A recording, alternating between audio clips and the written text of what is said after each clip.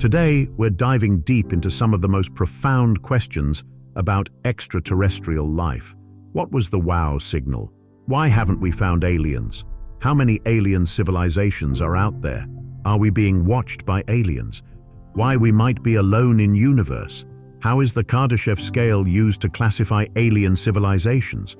Why haven't we found any signals from alien civilizations?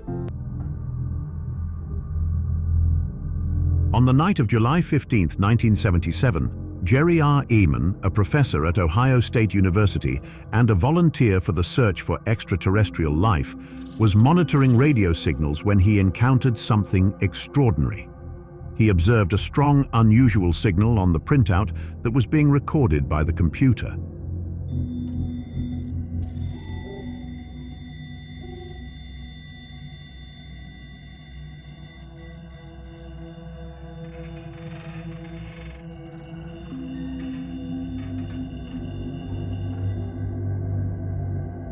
This signal, which lasted for 72 seconds, was 30 times stronger than the typical background noise and came from the direction of the constellation Sagittarius.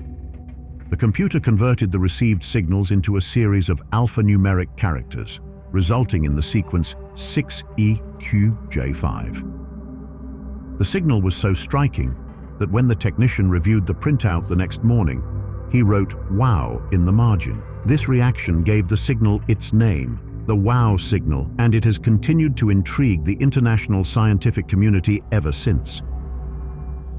It was concluded that the source of the signal was broadcasting in a regular pattern, similar to the sweeping beam of a lighthouse across the sea. It appeared as though we caught a glimpse of the signal when it was directly facing us and then lost it as it rotated away. The wow signal remains one of the most compelling pieces of evidence, and its origin is still a topic of much speculation and study. This signal was detected using the Big Ear Telescope at Ohio State University, which was specifically designed as part of their search for extraterrestrial intelligence. The telescope, roughly the size of 3 football fields, was equipped with a large mirror at one end that captured signals and bounced them off smaller mirrors at the other end into 2 receivers in the middle for processing. However, the design of the Big Ear Telescope contributed to the difficulty in consistently detecting the signal. After the telescope first picked up the wow signal, there was a delay of a few minutes before its second receiver could check the same area of space from which the signal originated. By the time the telescope was ready to look again, the signal had disappeared. This absence of regular detection poses a significant challenge in confirming the signal's origin. The structure and operational mode of the Big Ear highlight a potential issue of confirmation bias. If the telescope had been able to continuously monitor signals or quickly revisit the same region of space, researchers might have been able to confirm whether other similar signals were emanating from the Sagittarius constellation, thereby providing clearer evidence of their source.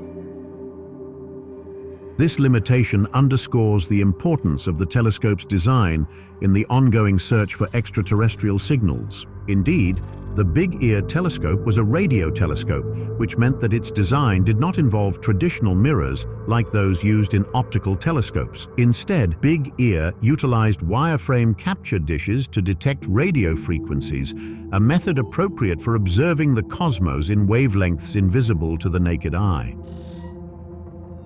Unlike more modern telescopes that can rotate freely to scan various parts of the sky, Big Ear could only tilt its primary reflector up and down. This limited it to observing a narrow strip of the sky at any given time. The design was chosen because it was more cost-effective and simpler to construct compared to more complex systems.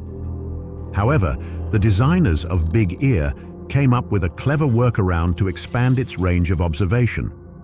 By relying on the rotation of the Earth to move the telescope left and right, and adjusting the tilting reflector to cover different vertical angles, Big Ear could, over time, survey any point in the sky. This utilization of Earth's natural rotation was an innovative solution to the telescope's design constraints, allowing it to maximize its observational potential despite its limited mobility. This strategic use of natural and mechanical adjustments made Big Ear a unique and valuable tool in the search for extraterrestrial signals. Indeed, the design of the Big Ear telescope presents significant observational limitations due to its movement with the Earth's rotation. It couldn't continuously monitor the same spot in the sky for extended periods, which means it might have missed additional signals from the same region. Imagine an entire orchestra of complex signals being broadcast from that spot in the hours following the WOW signal.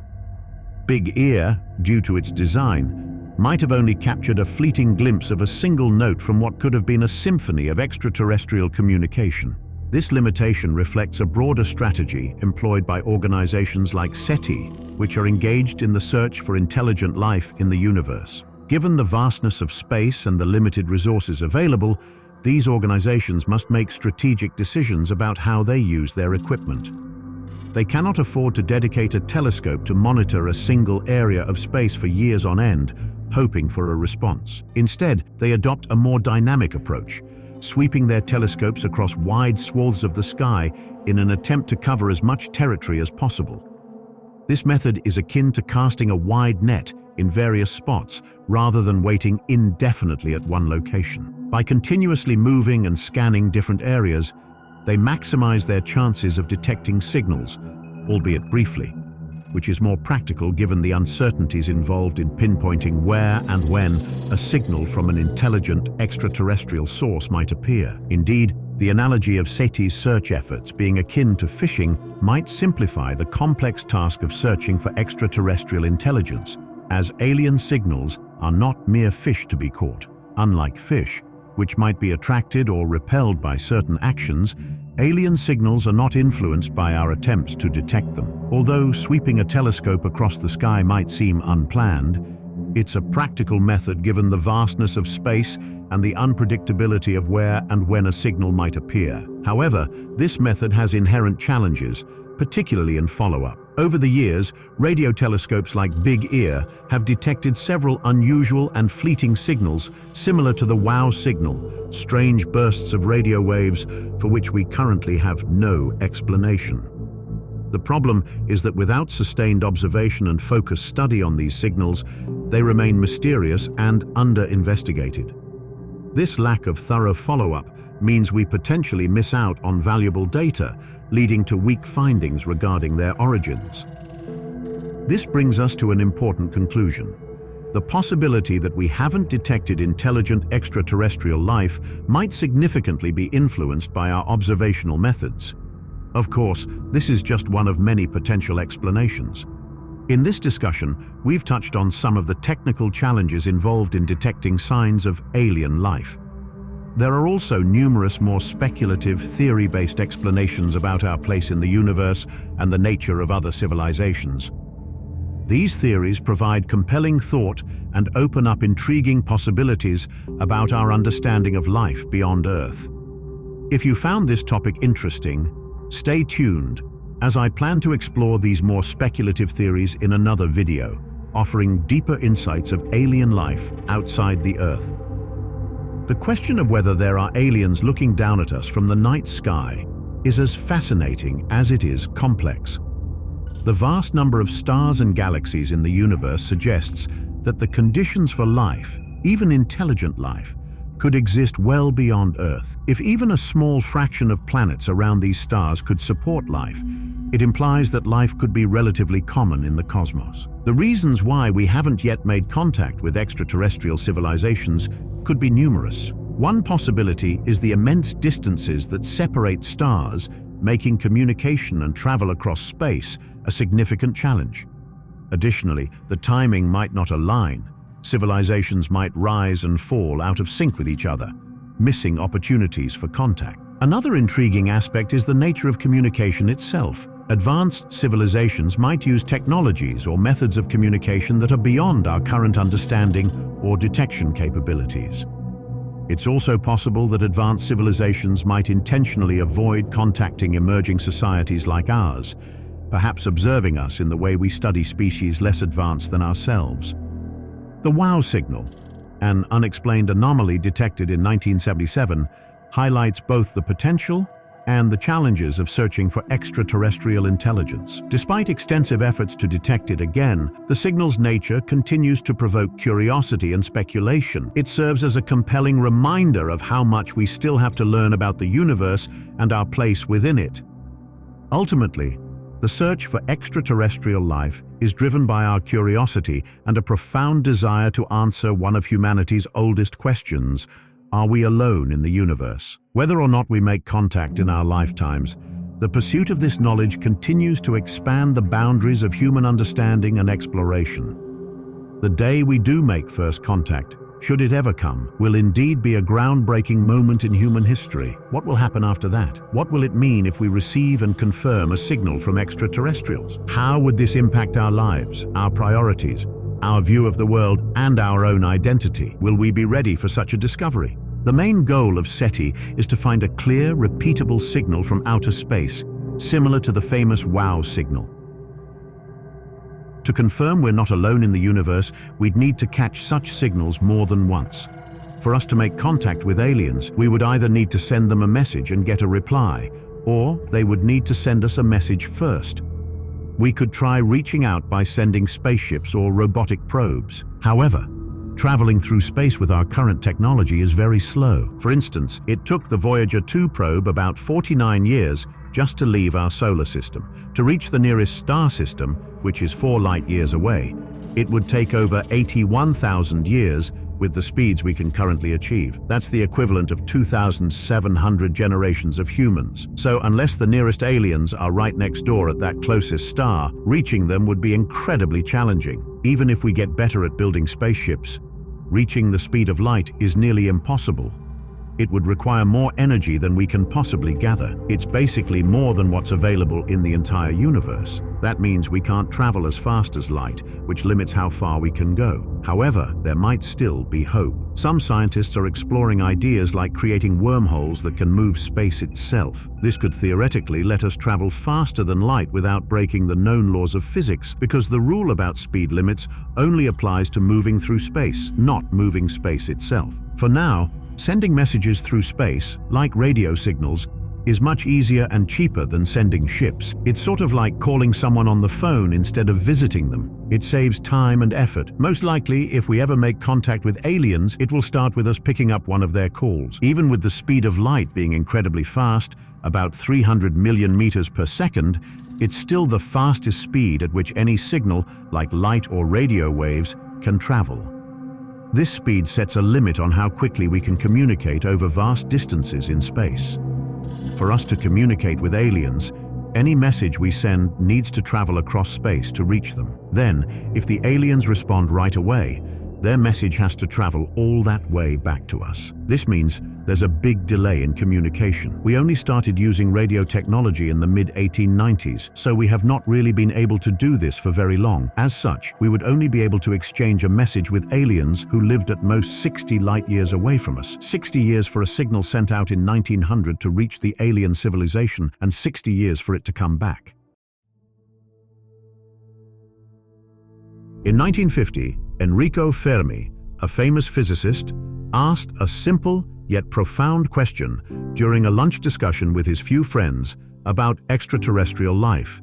He wondered this because, given the vastness of the galaxy, that many advanced civilizations should exist, it's puzzling that we haven't seen any signs of them. But before we go further, let us first know why it's called a paradox. Imagine how many stars and planets are in our galaxy. It's believed to be estimated at 400 billion stars. If even a small fraction of these planets hosted intelligent life, these civilizations would have had more than enough time to spread across the galaxy, colonizing many planets, including potentially Earth. Yet, we see no evidence of this happening or any signs of alien visitation. To explain this absence of extraterrestrial civilizations, despite the high probability of their existence, several theories have been proposed. It might be incredibly expensive and resource-intensive for civilizations to travel between stars. For example, sending a spaceship to even the nearest star could cost an astronomical amount of money and energy, making it infeasible. Even if a civilization starts colonizing other planets, it's a huge challenge to keep expanding continuously. It would require not just the initial journey, but the colonists would need to thrive and continue to expand from one star to the next, generation after generation. Perhaps our galaxy is bustling with activity in other parts, but we just happen to be in a quiet neighborhood where not much happens.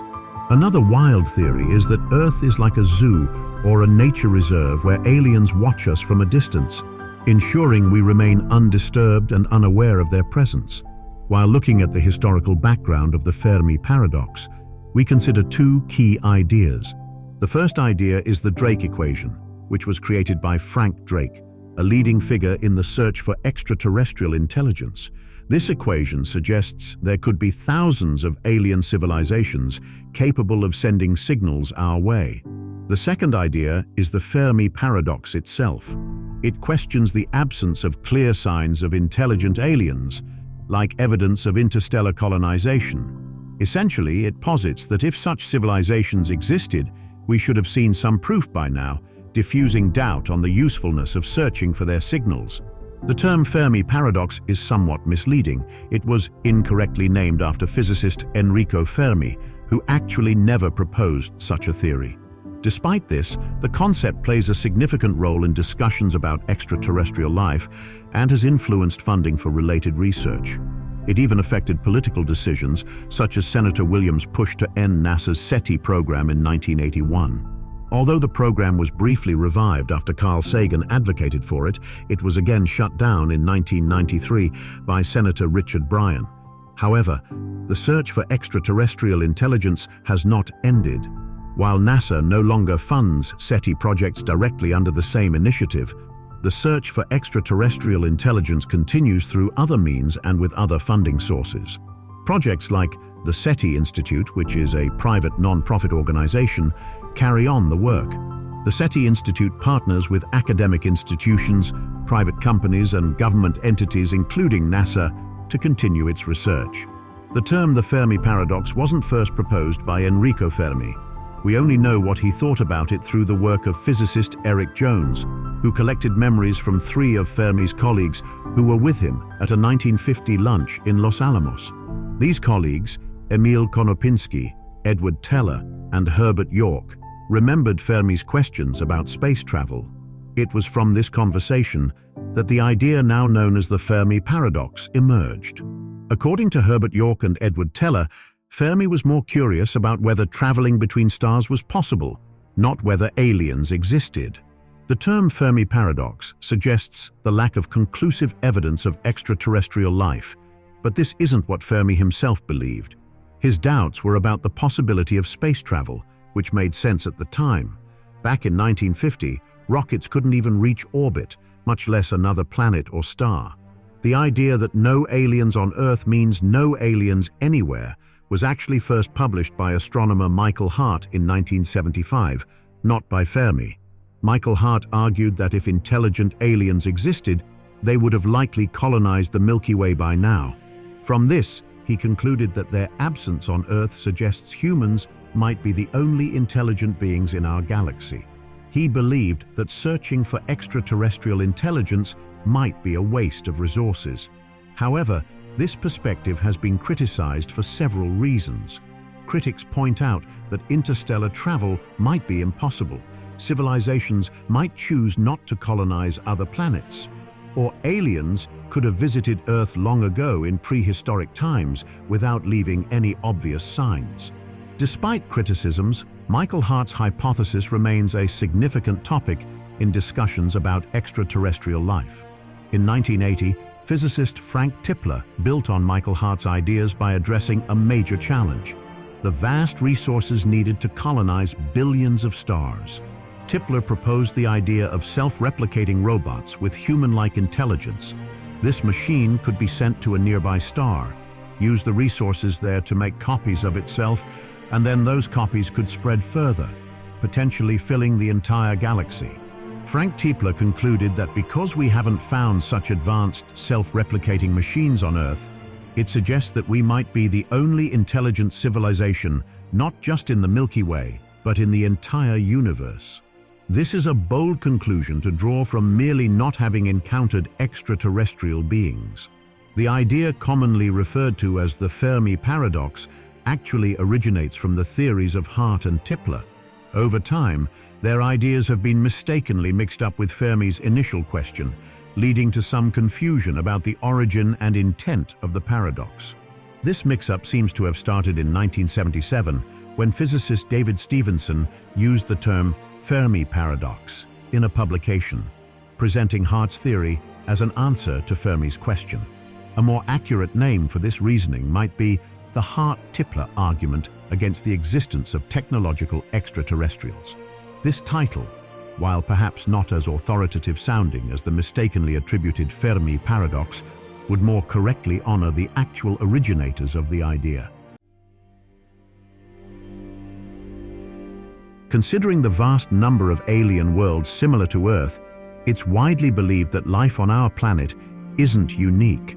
In fact, more than 300 million planets with Earth-like conditions are estimated to exist just within our Milky Way galaxy. This leads us to a more pressing question. Are we alone in the galaxy? Given our discovery of over 4,000 exoplanets orbiting other stars, we've learned that nearly every star hosts at least one planet.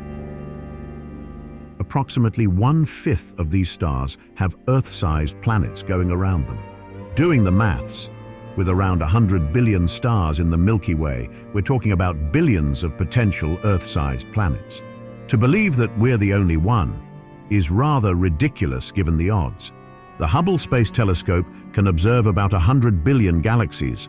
If you consider that each of these galaxies contains around 100 billion stars, the total number of stars in the visible universe reaches a staggering figure, which is approximately 10,000 billion stars. This number is almost beyond human comprehension.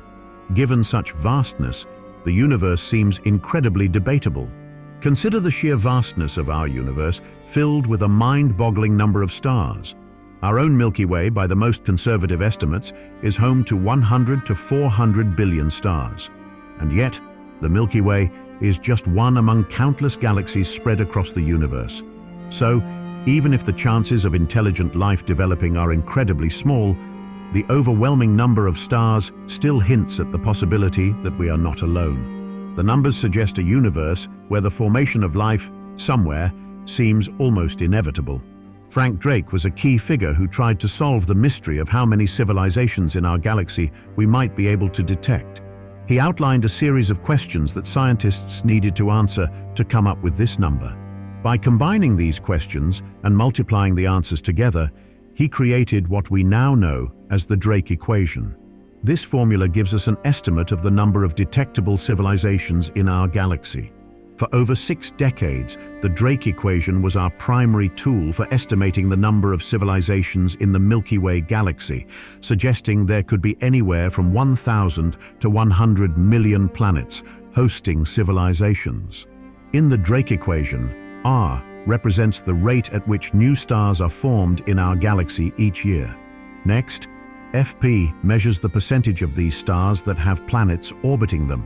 From there, we consider which of these planets are in the habitable zone, where conditions might support life. This part of the equation is called Ni, and it's a number that's still largely unknown because of how little we know about planets outside our solar system. These planets could potentially support life, but how many actually do? That's what FL tries to figure out in the Drake equation. Finally, Phi estimates how many of these habitable planets actually develop intelligent life.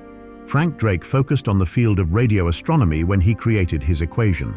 His goal was to figure out the chances that extraterrestrial civilizations might be sending out signals we can detect with our current technology, a concept included in his equation as FC. Back in the 1960s, many scientists believed that radio waves were the most likely method an advanced alien civilization would use to communicate. Earth itself has been sending out radio signals into space for nearly a century, reaching out to stars within an 80 light-year radius. However, it raises a lingering question. Would intelligent life forms in other parts of the universe still use radio waves? Or might they consider that technology as outdated as we consider smoke signals? The last variable in the Drake equation, represented by L, attempts to determine how long a technological civilization can be detected across the cosmos. Drake worried that, while a sophisticated society might briefly emit detectable signals, this period might be just a flash in their long history. Thus, even if civilizations last for millennia, we might only catch a glimpse of them. When Drake first made his calculations in 1961, he estimated that there were between 4 and 10 detectable civilizations in our galaxy. However, using today's scientific knowledge to update Drake's parameters leads to a very different number. The new estimate for N, the number of detectable civilizations, is only about 0.0127. This means that in every 100,000 years of our galaxy's history, roughly 127 civilizations might become detectable. When Drake first made his calculations in 1961, he estimated that there were between 4 and 10 detectable civilizations in our galaxy. However, using today's scientific knowledge to update Drake's parameters leads to a very different number. The new estimate for N, the number of detectable civilizations, is only about 0.00127. This means that in every 100,000 years of our galaxy's history, roughly 127 civilizations might become detectable.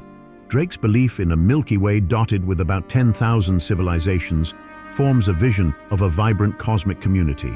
Yet the reality of finding even one among at least 100 billion stars highlights the sheer scale of this challenge.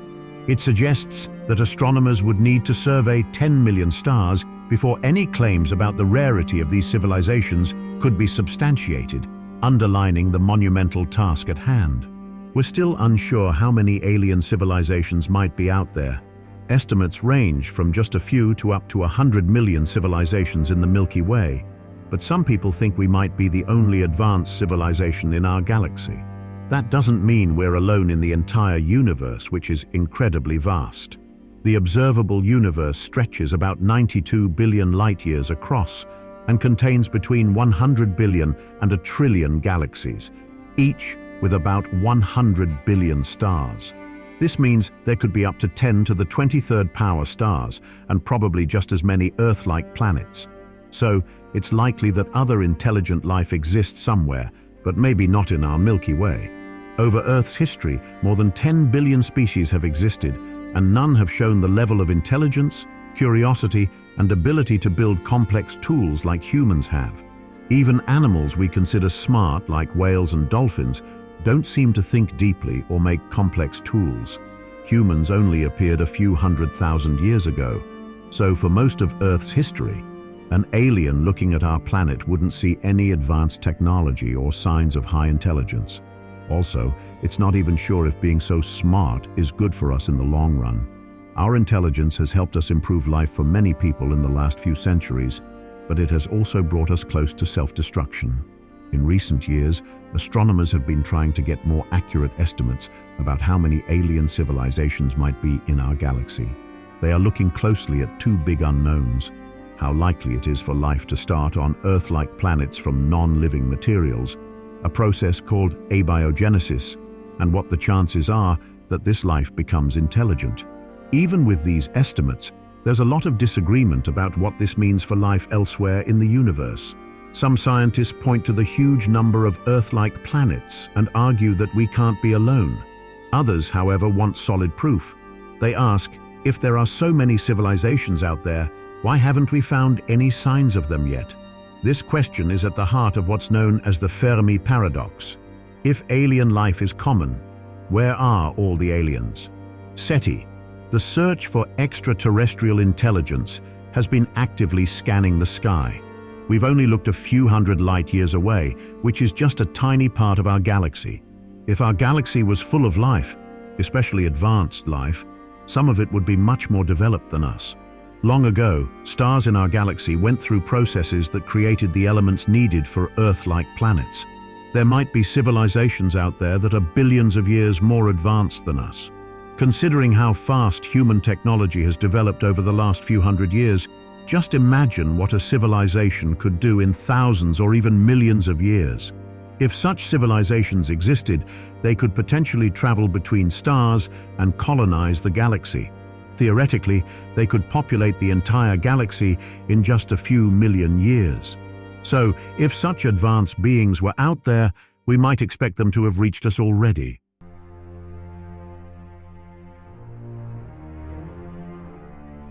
The Fermi Paradox points out the odd situation where, even though it seems likely that there are other intelligent life forms out there, we haven't made contact with any of them.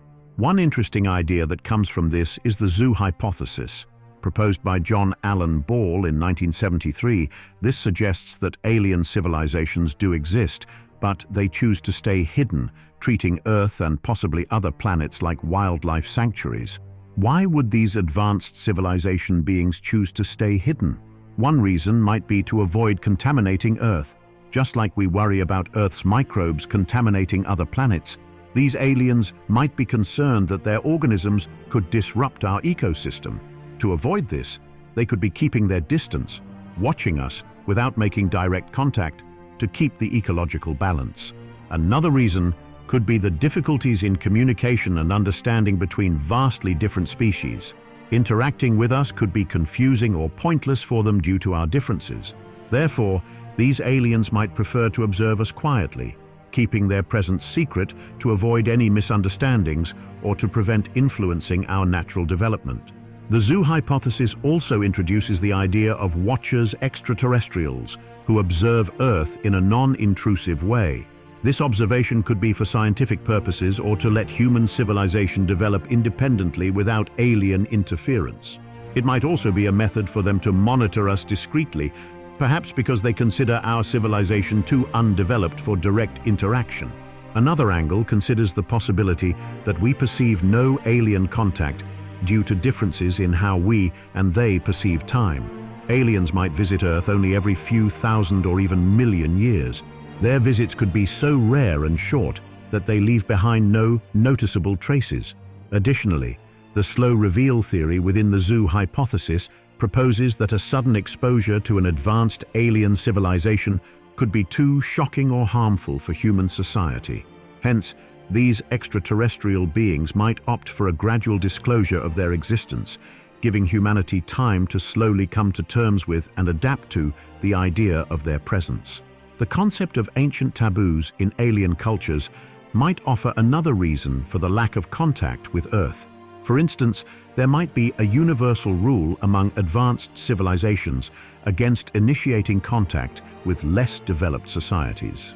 This could originate from the practices of a dominant, ancient civilization in the galaxy, which sets a standard that newer civilizations choose to follow. To minimize the risks associated with first contact, these advanced aliens might only intervene in our development when absolutely necessary. They may be aware of potential technological or existential risks that we haven't fully grasped and might prefer to observe us silently, stepping in discreetly only to prevent major disruptions. The preservation hypothesis extends this idea by emphasizing the importance of maintaining cultural and technological diversity among civilizations. Excessive interaction could lead to a homogenization of distinct societies, causing a loss of unique cultural and technological traits. This might encourage civilizations to stay isolated and monitor each other from afar. Additionally, cultural factors such as xenophobia or specific religious beliefs within alien societies could influence how they interact with other civilizations. These cultural norms could lead to prolonged periods of isolation or erratic responses to certain cosmic events, further shaping the dynamics of the zoo hypothesis. A more unsettling theory considers the possibility that intelligent life might be incredibly rare or might not exist beyond Earth at all. This scarcity could occur naturally, or it could be the result of a dominant civilization deliberately suppressing the development of other intelligent beings to maintain control. Another intriguing theory is that the universe is actually a simulation, with Earth designed as the central focus. This ties into the laboratory hypothesis, which suggests that our universe might be a controlled environment created by unknown entities. This idea is supported by observations that the universe seems finely tuned for life, potentially as part of a larger experimental setup. John Ball wrote about the popular idea that extraterrestrial beings might be trying to communicate with us. He thinks this is unlikely, and instead believes in the zoo hypothesis, which suggests the opposite, that aliens are purposely avoiding us. According to this theory, they have designated Earth as a sort of natural reserve, similar to how we set aside land for nature reserves or choose not to disturb uncontacted tribes. John Ball suggests that advanced civilizations are watching us from afar, letting us evolve and develop on our own. He thinks that these civilizations will only contact us when we are technologically or politically advanced enough. However, such contact might not be peaceful. It could end in our civilization being overwhelmed or tamed, similar to what has happened with some uncontacted tribes on Earth. He also mentions that there might be a group of advanced civilizations that have agreed to treat places like Earth as conservation areas. This is somewhat like the Prime Directive in Star Trek, which is a rule about not interfering with less advanced civilizations. John Ball points out that we should really only consider the most technologically advanced civilizations because they are the ones in control. Unfortunately, the zoo hypothesis, like many other explanations for why we haven't found extraterrestrial life, cannot be proven. It's as if we can't tell whether our house is empty or full of invisible, highly advanced beings. According to the zoo hypothesis, we might never find these civilizations because they don't want to be found and have the technology to keep them that way. These different elements of the zoo hypothesis provide varied explanations for why we haven't encountered extraterrestrial life, each offering a distinct perspective on the long-standing mysteries highlighted by the Fermi Paradox.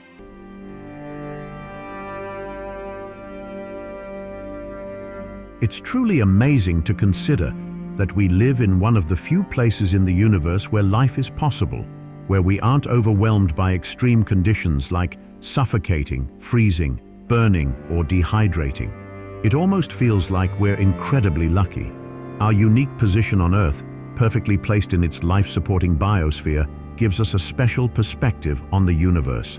This viewpoint might even help us understand the Fermi Paradox, the question of why, given the vastness of the universe, we haven't encountered other intelligent life forms. Here's an interesting point that comes to mind. Our sun is stable, which is not common. A long time ago, a planet-sized object hit Earth, and the leftover pieces became our moon. This event made Earth's core larger than usual for a planet of its size. We're in the Goldilocks zone, where it's not too hot and not too cold for life. Our big core gives us a strong magnetic field that protects us from harmful solar radiation. Our solar system is unusual because in most systems, the bigger planets are closer to the star than the smaller ones. Nature usually favors strength over intelligence. If it weren't for the asteroid that helped wipe out the dinosaurs, we humans might not have become the dominant species. That asteroid was big enough to kill off the dinosaurs, but not so big that it wiped out all life. A lucky break for us. We also have a good balance of land and water, which helps create a weather system that supports life. Our moon is just the right size and distance to create tides and seasons. Without it, our oceans would be stagnant, and we'd have constant earthquakes and volcanic eruptions, making life tough. Jupiter, our giant neighbor, acts like a shield, blocking most of the asteroids that could hit Earth. We're also not near the galaxy's center, which is filled with dangerous gamma rays, radiation from pulsars, supernovas, and black holes. Earth has been unusually peaceful in terms of natural disasters, more than what's typical in Earth's history. We've been lucky to avoid massive volcanic eruptions, huge earthquakes, and ice ages recently. With all these factors, think about how rare it is for the other billions of potentially habitable planets to have all these same qualities. And even if there is one with all these traits, how likely is it that intelligent life has developed there? And if it has, how many of those civilizations have survived plagues, natural disasters, cosmic events like asteroids and solar flares, famines, ice ages, and even wars among themselves? Considering all the planets capable of supporting life, finding another planet with life is like walking across the Sahara Desert and finding a single gold bar. It might even be more likely that any aliens we meet are actually humans from the far future. Despite its mild-sounding name, the rare Earth hypothesis is actually a very important concept.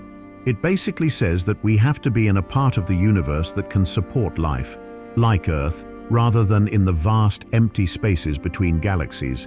This might sound like common sense, But recognizing this bias in our observations is key to understanding why the universe looks the way it does from where we're standing. The weak anthropic principle, combined with the fact that we haven't found other civilizations, might mean that intelligent life is very rare in our universe. Think about the nature of being an intelligent observer, like yourself. The very fact that you're thinking about these concepts is a unique experience happening right now. This kind of awareness, your specific type of consciousness, might be extremely rare, maybe even unique, and can only exist under very specific conditions. Yet, here you are, living this conscious experience. No matter how rare life-supporting environments might be, you inevitably find yourself in one. The weak anthropic principle doesn't say these environments are common. For example, if there's only one planet with life in the galaxy, or even in the entire universe, it would have to be the one you're on. The rare Earth hypothesis suggests that Earth is exceptionally unique and ideally suited for supporting intelligent life due to a combination of specific factors. This idea is backed not just by Earth's distinct characteristics, but also by the noticeable lack of alien life, which is emphasized by the Fermi Paradox. This paradox highlights the contradiction between the huge potential for life across the galaxy and the actual absence of evidence for other civilizations. We've talked about the Fermi Paradox and its explanations before, but let's think about the possibility that it shows us a simple truth. Technological civilizations are extremely rare, maybe because planets like Earth are extraordinarily uncommon. The Fermi Paradox also leads us to the concept of the Great Filter, which suggests that there are difficult or unlikely stages in the evolution from a lifeless planet to a civilization that can be detected through technology. One such filter could be looming threats like climate change or nuclear war, which might still pose a risk to our survival. However, the rare Earth hypothesis presents a more hopeful scenario, proposing that planets capable of nurturing civilizations like ours are very rare.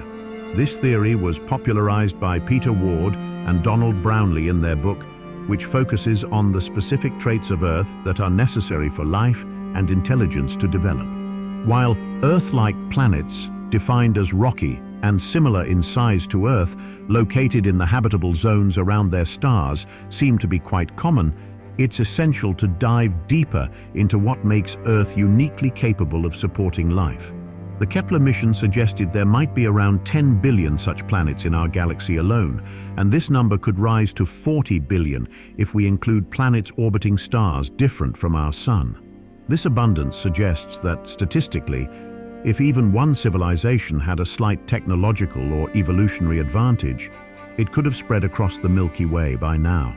However, the fact that we've observed no such interstellar colonization hints that truly Earth-like planets, with all necessary conditions for complex life, might be far rarer than just the simple criteria of size, composition, and orbit suggest. To understand Earth's unique qualities, we can start by identifying the characteristics crucial for life as we know it.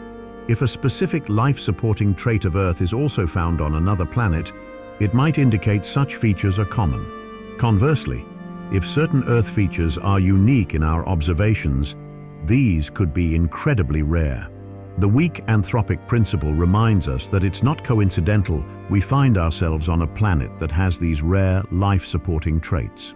Given our current understanding and technology, our comparisons are limited to the rocky planets within our own solar system, which provides a context but also shows how little we know about the vast numbers of exoplanets. Two key features make Earth unique: its dynamic interior and its large moon. Firstly, Earth's core is composed of a solid iron inner core surrounded by a molten metal outer core. The movement within this outer core generates a strong magnetic field, which acts as a shield against harmful space radiation and solar storms. Above the core, the mantle is solid yet flows slowly, driving the movement of tectonic plates. Earth's crust is split into these plates that float on the mantle, occasionally sinking back into it through a process called subduction. This tectonic activity is crucial as it leads to significant environmental changes that promote biodiversity by altering ecosystems. It also recycles nutrients, with materials from the crust moving into the mantle and then back to the surface through volcanic activity, which is essential for sustaining a rich biosphere. Secondly, Earth's large moon plays a critical role in stabilizing our planet's climate by moderating its tilt, which helps maintain a relatively stable climate that is conducive to life over long periods. The moon also contributes to the tides, which have been important in the development of life in Earth's early history. In contrast, Mars shows no significant tectonic activity, and Venus, if it has any tectonic movements, shows them on a much more limited scale. Neither Mars nor Venus has a protective magnetic field like Earth's. While it's difficult to assess the prevalence of tectonic activity on exoplanets due to our current limitations in technology and knowledge, Earth's combination of dynamic, geological activity and a large, stabilizing moon might be rare, setting our planet apart as uniquely suited for life. Earth's moon is unusually large when compared to the moons of other rocky planets in our solar system, a feature that could be extremely rare on a cosmic scale. Its significant size, composition, and orbit suggest it formed from the debris of a massive collision between Earth and a Mars-sized planet early in our planet's history. This catastrophic event likely played a crucial role in shaping conditions favorable for life on Earth. The collision is believed to have sped up Earth's rotation, leading to shorter nights, which are important for the photosynthesis processes that many forms of life rely on. It also established Earth's axial tilt, which is moderate enough to give us seasons that are not too harsh. Our planet's tilt is in what might be considered a Goldilocks zone for climatic stability, which may be rare among planets. Furthermore, the impact is thought to have kick-started tectonic activity by breaking up Earth's early crust. The moon's gravitational pull also contributes to Earth's tectonic dynamics by exerting tidal forces that may stimulate geological activity. Together, these factors have had profound implications for Earth's environment, making it a nurturing home for life. Such a combination of moon-induced effects could be quite uncommon in the galaxy, adding another layer to the uniqueness of our planet. Another interesting theory is that the moon might have influenced the origin of life on Earth. It suggests that life could have started in tidal pools, where the moon's gravitational pull created the right conditions for complex chemicals and early life forms, known as protocells, to develop. Additionally, our entire solar system is quite distinctive compared to others we know about. Insights from the Kepler mission have shown that our system's diversity in planet types is unusual. We have everything from small rocky planets like Mercury to large gas giants like Jupiter and Saturn. In most other systems, planets tend to be more uniform in size, and large planets like Jupiter and Saturn are rare, appearing in only about 10% of observed systems. Jupiter, in particular, might have been vital for life on Earth. Its strong gravitational pull acts like a cosmic shield, capturing or deflecting many comets and asteroids that might otherwise have collided with Earth. By preventing these potential mass extinction events, Jupiter could have allowed life on Earth to evolve without major disruptions. This role of Jupiter and the diverse makeup of our solar system contribute to the unique conditions that support life on our planet. Several other factors might contribute to Earth's uniqueness, such as its favorable atmosphere, abundant water, and fortunate avoidance of cosmic disasters like gamma-ray bursts. However, what might truly set Earth apart is the unique path of its evolutionary history. While simple life forms might be common throughout the universe, the leap from single-celled to complex life and then to intelligent life could involve extremely rare evolutionary steps. Several other factors might contribute to Earth's uniqueness, such as its favorable atmosphere, abundant water, and fortunate avoidance of cosmic disasters like gamma-ray bursts. However, what might truly set Earth apart is the unique path of its evolutionary history. While simple life forms might be common throughout the universe, the leap from single-celled to complex life and then to intelligent life could involve extremely rare evolutionary steps. One significant example is the formation of the eukaryotic cell. This appears to have been a rare evolutionary event where two simpler cell types merged, with one becoming the mitochondria within the other. This fusion greatly increased the complexity of the cell, paving the way for the development of multicellular life. Such a rare and complex process might be a crucial factor that makes Earth unique in its ability to support advanced life forms. There have been numerous critical points in Earth's evolutionary history, such as the Cambrian explosion, the asteroid impact that wiped out the dinosaurs, and other events that could have dramatically changed the course of life. It seems that Earth has been incredibly fortunate in its evolutionary journey. The rare Earth hypothesis questions just how much luck has played a role in our planet's development. Many of Earth's life-supporting traits and evolutionary milestones appear to be unique or one-time events. According to the weak anthropic principle, these events could be extremely rare. We can't assume these factors are common until we find more evidence, either by observing similar events on other planets or seeing them happen again. The combination of these highly unlikely factors might mean that intelligent life is very rare. This could be the solution to the Fermi Paradox. The galaxy might be as empty as it seems. We might indeed be in one of the only viable locations, looking out from our rare Earth into the vast, uninhabited expanse of the universe. The observable universe, more than 13 billion years old, is staggeringly vast, containing around 2 trillion galaxies, each packed with billions of stars. In our own Milky Way alone, scientists believe there are about 40 billion Earth-like planets in the habitable zones of stars. Given these immense numbers, it seems improbable that Earth is the only place where life has developed. Discovering life elsewhere would fundamentally change our view of the universe, confirming it as a dynamic, living expanse. Such a discovery could also shift our global mindset, encouraging us to look beyond our minor earthly conflicts. Before searching for extraterrestrial life, we need to first clarify what exactly we are looking for. Considering the vastness and age of our universe, it's likely that different civilizations have appeared at various times, developing along unique trajectories and at different speeds. This means our search for extraterrestrial life isn't just about vast distances, potentially spanning hundreds of thousands of light years, but also across a broad spectrum of civilizational stages, from primitive to highly advanced. Therefore, to refine our search, we must develop a clear framework that helps us identify and understand these diverse forms of life in the universe. Human progress can be traced through our increasing ability to harness and utilize energy. We began with human muscle power, advanced to controlling fire, and then developed machinery to exploit kinetic energy from water and wind. Later, through improvements in technology and materials, we accessed the dense energy stored in fossil fuels, significantly enhancing our civilizational capabilities. Based on such observations, the scientist Nikolai Kardashev developed a scale to categorize civilizations by their energy use, known as the Kardashev Scale. This scale, which has been refined over time, classifies civilizations into 4 main types, each marked by their capacity to harness energy from available resources. Given that humanity is our only reference for intelligent life, we should be careful not to generalize based on our unique experiences.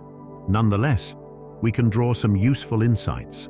Humans started with simple tools and a natural curiosity, fueled by competition, a need for resources, and a drive to expand. These factors have been crucial in our own development, leading to significant technological and societal advancements. It seems reasonable to suggest that extraterrestrial beings capable of dominating their planet might exhibit similar traits. Furthermore, if these aliens are subject to the same physical laws as we are, their technological progress might be indicated by their energy consumption, a possible way to measure the advancement of alien civilizations. A Type 1 civilization, known as a planetary civilization, has harnessed the full spectrum of energy available on its home planet. This includes utilizing renewable sources like solar, wind, and geothermal energy to power their industries and meet all their energy needs. They have the capability to manage and use their planet's resources efficiently. However, a Type 1 civilization isn't confined to just their home planet. They have expanded their presence to include multiple planets and moons within their solar system. They've established a unified government that spans these various bodies, facilitating interplanetary trade, research, and collaboration. Their technological advancements have also enabled them to enhance their biological capabilities and overall technological prowess. A Type 2 civilization, also called a stellar civilization, has the ability to harness the energy of their entire star. This might involve constructing massive structures, such as Dyson spheres, which completely encompass their star to capture a significant portion, if not all, of its energy output. With access to the vast resources of their solar system, a Type 2 civilization leverages this immense energy to power advanced technologies and possibly begin exploring and colonizing other star systems. In the Kardashev scale, each tenth of a number represents an order of magnitude increase in power utilization. For instance, a Type 2 civilization harnesses 10 orders of magnitude more power than a Type 1. This is the equivalent of 10 billion times more power, comparing the explosive force of a nuclear bomb to the gentle punch of a toddler. A Type 3 civilization, known as a galactic civilization, has the capacity to use the energy from their entire galaxy. This might enable them to perform astounding feats like relocating planets, harnessing the energy of stars to fuel black holes, and even manipulating the fabric of space-time itself. Lastly, a Type 4 civilization reaches an almost unimaginable level of technological advancement. They would be capable of creating universes, suggesting their ability to operate within and possibly control multiple universes, essentially governing a multiverse. This level of power and control transcends our current understanding of physics and technology. Right now, humanity hasn't even reached the first level, but our energy consumption is certainly increasing. Currently, we are at Type 0.7 on the scale. Some experts suggest that if we continue to grow our energy use by 3% each year, it could take us between 100 to 200 years to become a Type 1 civilization. At that stage, we'd be able to fully utilize renewable resources like solar, wind, and hydropower. We could control the weather and perhaps even build floating cities. Such advancements would significantly alter our capabilities. Imagine civilizations so advanced they can control the energy from their entire star. These Type 2 civilizations might communicate using incredible technologies, such as sending messages through space-time ripples, which allows particles to connect across distances. And for Type 3 civilizations, which harness the energy of entire galaxies, methods might include using wormholes or creating space tunnels that allow them to travel and communicate across galaxies almost instantly. As humanity progresses towards becoming a Type 1 civilization, our initial steps have included reaching out into space to communicate with potential extraterrestrial beings. One of the earliest significant attempts to connect with alien life was the Voyager Golden Records. These records, a project led by Carl Sagan, were sent into space aboard the Voyager spacecraft. They included a mix of sounds, pictures, and music from Earth, crafted to depict the diversity of life and culture on our planet. This was our way of saying hello to the universe, to engage with whatever forms of life might be out there. On the Kardashev scale, civilizations that fall between Type 0 and Type 1 range from primitive societies to those on the brink of harnessing their planet's full potential, which humanity might achieve in a few centuries. Such civilizations could be common in the Milky Way. However, without actively sending out radio signals into space, even a civilization close by, like one in the Alpha Centauri system, could remain unnoticed. Our own radio broadcasts, which stretch out to 200 light-years, are just a tiny blip in the vastness of the Milky Way and turn into undistinguishable noise after just a few light-years. We've drastically changed our planet by building huge structures, altering mountains, forests, and bodies of water, and changing the composition and temperature of the atmosphere. If we manage to keep Earth habitable, we could achieve full Type 1 status in the next few centuries. Advancing to this level naturally leads to further exploration and use of resources beyond Earth, driven by our inherent curiosity, competitive spirit, and tendency to expand. The journey to becoming a Type 2 civilization, one that harnesses the energy of an entire star, would involve significant advancements in space technology. This path could begin with the establishment of space outposts, which would then expand into more complex space-based infrastructure and industries. Over time, these developments might lead to the establishment of colonies on other planets, and possibly even the terraforming of these bodies to make them more Earth-like. As a civilization's activities and its consumption of resources grow, so too would its need for energy. A key milestone for a civilization transitioning to Type 2 would be the construction of a Dyson sphere around their star. This structure, made up of numerous individual solar power satellites or other types of collectors, would capture a large portion of the star's energy output, providing a nearly limitless energy source for large-scale projects throughout their solar system. With such capabilities, the ambitions of a Type 2 civilization could naturally expand to include reaching other star systems. This endeavor would be similar to how we currently view the challenge of traveling to Pluto, difficult but possible with enough effort and resources. Achieving this would mark the beginning of their transition towards becoming a Type 3 civilization, one that could utilize the energy resources of an entire galaxy. The progression towards becoming a Type 3 civilization, which would involve harnessing the energy of an entire galaxy, introduces complexities that are hard for us to imagine. The challenges include not just the immense physical distances between stars, but also maintaining cultural and biological coherence over these vast expanses. It raises critical questions. Could such a civilization overcome the long travel times?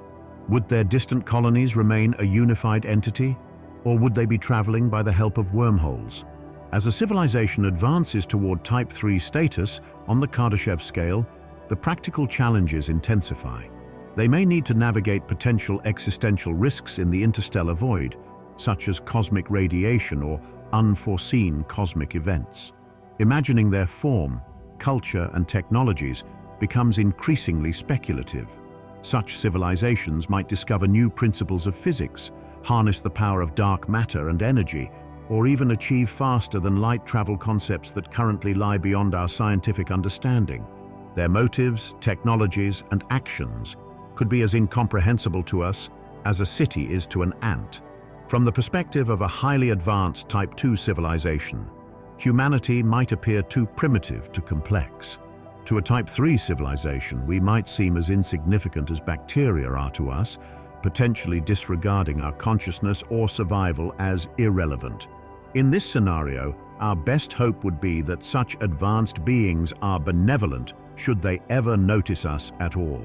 The Kardashev Scale, which classifies civilizations based on their energy harnessing capabilities, might actually extend beyond what was originally proposed. Some theorists suggest the existence of Type 4 and Type 5 civilizations, which could lead to influence over entire galaxy clusters or superclusters, involving thousands of galaxies and trillions of stars. At the very apex of this extended scale lies the hypothetical Type Omega civilization, which could possess the ability to manipulate the entire universe or even create new universes. Despite the speculative nature of these classifications, they provide fascinating perspectives on the potential scale of advanced civilizations. If our theories about the capabilities of interstellar civilizations hold any truth, it seems highly unlikely that Type 3 or higher civilizations are present near the Milky Way. Their activities would likely be unmistakable, marked by clear signs such as harvested stars, decaying megastructures, or evidence of large-scale interstellar conflicts. The absence of such evidence suggests that such advanced civilizations do not exist nearby. While it might be disappointing to think that we might not meet highly advanced alien civilizations, there's also a positive side. It suggests that the Milky Way is still mostly open and available for us to explore and possibly settle in the future. This means we have a huge part of our galaxy to ourselves, without the worry of running into a much more advanced civilization that could overpower us. Why does our search for extraterrestrial life meet with such haunting silence in a universe so vast, filled with countless stars and numerous planets? This puzzling situation, known as the Great Silence, suggests a universe empty of detectable signals or signs from alien civilizations, challenging our understanding of the seemingly infinite cosmos. In 1967, Jocelyn Bell, a postgraduate student at Cambridge University, was conducting sky surveys with a new radio telescope. She detected a peculiar radio signal that pulsed regularly every 133 seconds. Initially thought to be human-made interference, it soon became clear that the signal originated from deep space.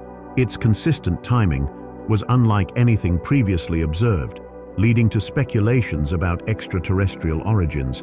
The source was humorously named LGM-1, short for Little Green Men, reflecting the initial excitement about possible alien communication. However, the mystery was soon solved as a natural phenomenon. The signal came from a pulsar, a type of rapidly spinning neutron star that emits beams of radiation, much like a lighthouse.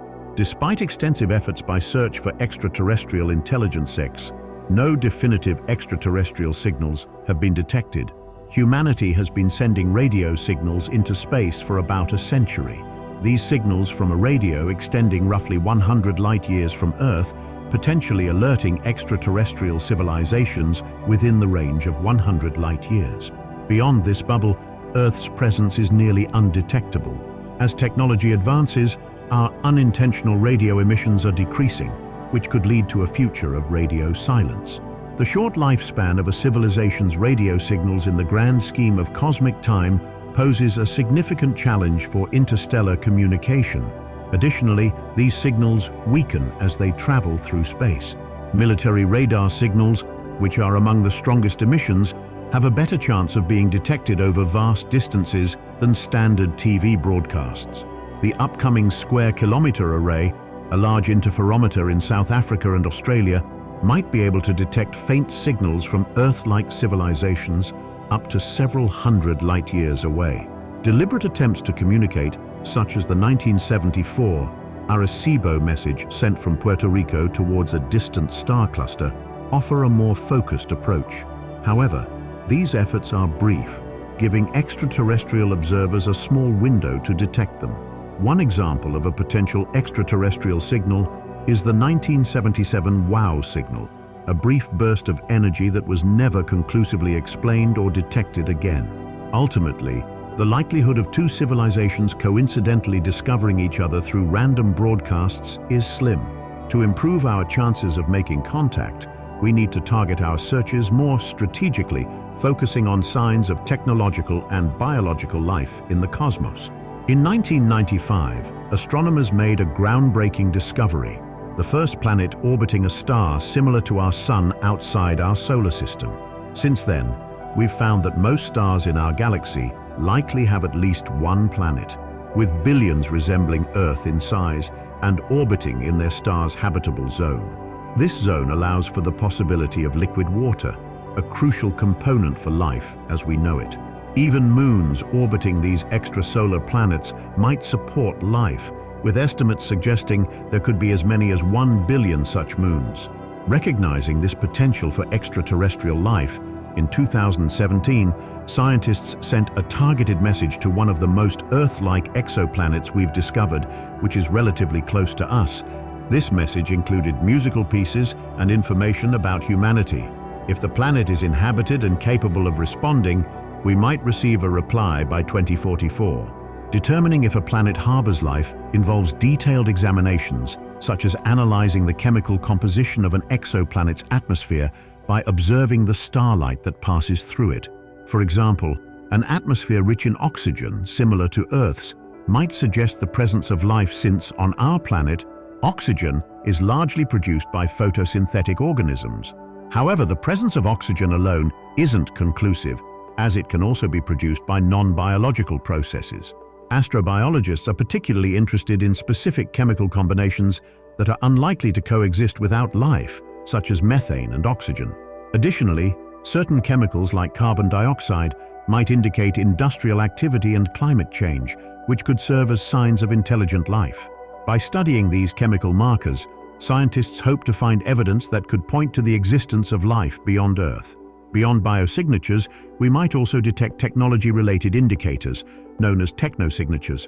For example, an exoplanet with a dense belt of artificial satellites or space debris could be identified when it transits its star. Another example is the theoretical construct known as a Dyson sphere, proposed by physicist Freeman Dyson. These hypothetical megastructures would be built by advanced civilizations to capture a star's energy. The Kardashev Scale, introduced by astrophysicist Nikolai Kardashev, categorizes civilizations based on their energy consumption.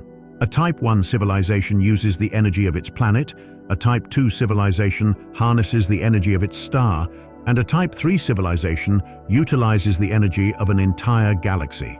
Although there is no confirmed evidence of Type 2 or Type 3 civilizations in the Milky Way, these concepts inspire and guide our search for extraterrestrial intelligence. Sometimes, unusual astronomical phenomena spark speculations about aliens. For instance, the irregular dimming of a distant star once led to theories about alien megastructures blocking its light. However, this phenomenon is now thought to be caused by dust, not extraterrestrial engineering. Despite such speculative discussions, the search for concrete evidence of extraterrestrial life continues. The quest for extragalactic life, especially advanced civilizations, continues to captivate astronomers. Despite extensive surveys of 100,000 galaxies looking for evidence of a Type 3 civilization, which would harness the energy of an entire galaxy, no signs of such galactic empires have been found. This widespread silence in the universe raises intriguing questions, particularly because Earth has been emitting detectable biosignatures for about 1 billion years without apparently attracting any attention from alien civilizations. This discrepancy between the high probability of extraterrestrial life and the lack of evidence for it is known as the Fermi Paradox. One explanation is that life, especially intelligent life, is extremely rare. Earth's history demonstrates a lengthy evolutionary process, marked by several mass extinctions before humans evolved, supporting the rare Earth hypothesis. This hypothesis posits that complex life on Earth resulted from a series of unlikely events, possibly unique in the universe. Another possibility is the existence of a great filter, a significant barrier to the development of life. If this filter lies in the past, Earth might be one of the few planets that have crossed it. If the filter is in the future, humanity could face an existential threat that might lead to its end. The nature of alien life is another area of speculation. Life on Earth is carbon-based and water-dependent, but extraterrestrial life might be fundamentally different, such as silicon-based life forms in ammonia oceans. This diversity could mean we are missing signs of alien life because we are searching for life forms similar to those on Earth. Despite the challenges and uncertainties, the search for extraterrestrial life continues to drive scientific inquiry and exploration, pushing the boundaries of our understanding of the universe. There's also the possibility that advanced civilizations evolve beyond physical reality. The transcension hypothesis, proposed by futurist John Smart, suggests that advanced civilizations might turn inward, focusing on creating hyper-realistic simulations and exploring virtual worlds rather than the physical universe. These civilizations could eventually miniaturize their technology to a scale analogous to black holes, effectively disappearing from the observable universe. In the search for extraterrestrial intelligence, artificial transmissions and signs of astroengineering remain key. For instance, the Voyager 1 and Voyager 2 spacecraft, launched in 1977, are milestones in humanity's quest to reach out to extraterrestrial intelligence. Each equipped with a golden record, these spacecraft carry detailed information about humanity and the diversity of life on Earth, serving as messengers to any potential extraterrestrial civilizations they might encounter. Voyager 1 is on a 40,000-year journey to approach another star system, while Voyager 2 has provided invaluable insights into the outer planets of our solar system and entered interstellar space in 2018. These probes, drifting through the vastness of space, symbolize our deep-rooted curiosity and our ongoing efforts to understand our place in the cosmos. Their transmissions back to Earth continue to enrich our knowledge of the universe. This advancement in technology leads to a perplexing question. Why does our solar system appear devoid of such probes? If human technological progress is any indicator, the galaxy might be expected to be teeming with self-replicating automatons, yet there is no evidence of this. Searches for alien artifacts in our solar system have not yielded any confirmed findings, but the vastness of space means that extraterrestrial objects could easily evade detection. In 2017, an object from beyond our solar system, named Oumuamua, passed through the inner solar system undetected until it was on its way out from the Sun. Its discovery was a stroke of luck, suggesting that many such objects could pass unnoticed. Oumuamua's peculiar shape and behavior, initially classified as a comet, then reconsidered due to its lack of a cometary coma and unexpected acceleration, sparked debates about its nature, including the possibility of it being an interstellar probe, potentially propelled by a light sail. However, Oumuamua remained radio silent, similar to a defunct probe wandering the galaxy, much like Voyager. This lack of evidence raises intriguing questions about the presence and intentions of advanced extraterrestrial civilizations. Are they avoiding us, or have they moved beyond the need to explore the physical universe? Our understanding of life in the universe is limited by our singular example, Earth.